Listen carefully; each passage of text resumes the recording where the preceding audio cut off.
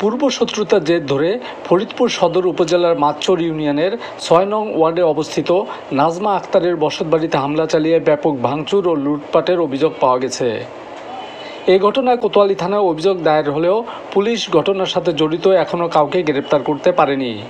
অভিযোগ উঠেছে আওয়ামী লীগের রাজনীতির সাথে জড়িত খন্দকার সাদিক রেজা আরিফ, খন্দকার সাব্বির রেজা তারিক ও রাব্বি খন্দকারের নেতৃত্বে এ হামলা চালানো হয়। হামলার সময় ওই বাড়ির সিসিটিভি ফুটেজেও তাদের দেখা যায়।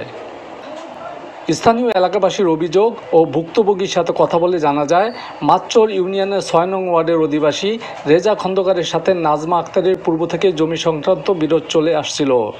এ নিয়ে বিগত দিনে একাধিকবার হামলার ঘটনা ঘটে, যা নিয়ে আদালত ও থানায় মামলা রয়েছে।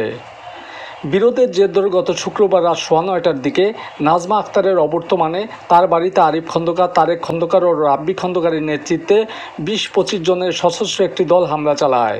এ সময় তারা বসতবাড়ির দায়িত্বে থাকা কেয়ারটেকার সাকিব শেখকে মারপিট করে। পরে হামলাকারীরা বসতবাড়িতে প্রবেশ করে ব্যাপক ভাঙচুর চালায়। হামলাকারীরা এ সময় ঘরে থাকা নগদ ১.৫ লাখ টাকা, টেলিভিশন সহ মূল্যবান আসবাবপত্র নিয়ে যায়। হামলার সময় বাড়ির চারপাশে লাগানো ১১টি সিসি ক্যামেরা ভাঙচুর করে নিয়ে যায় তারা।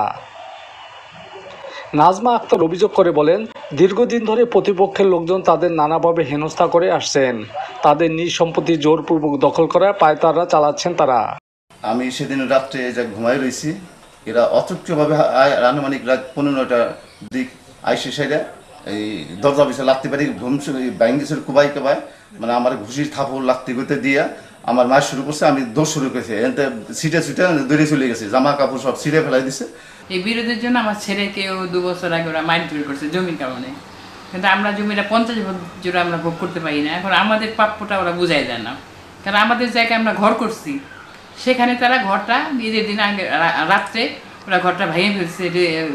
তারিক, আরিফ, তারপরে রাব্বি, এরা কিছু লোক নিয়ে ভিডিও করতেছে, সব কিছু আছে। আমাদের ঘরে ১১টা ক্যামেরা ভাঙছে, তোমার টিভি নিয়ে গেছে, ফার্নিচার ভাঙছে, সেখানে ওখানে দর্শকের নিচে ওদের টাকা ছিল, সে টাকাটা ওকে মাইন্ড ভিড় করছে, টাকাটা করে নেই। আমি সিসি ক্যামেরা সবই তোমরা দেখো, আমরা এটা অধিকার চাই। যাদের বিরুদ্ধে হামলার অভিযোগ উঠেছে সেই আরিফ খন্দকার, তারেক খন্দকার ও রাব্বি খন্দকারের সাথে যোগাযোগের চেষ্টা করা হলে তাদের না পাওয়ায় কোনো বক্তব্য নেওয়া সম্ভব হয়নি।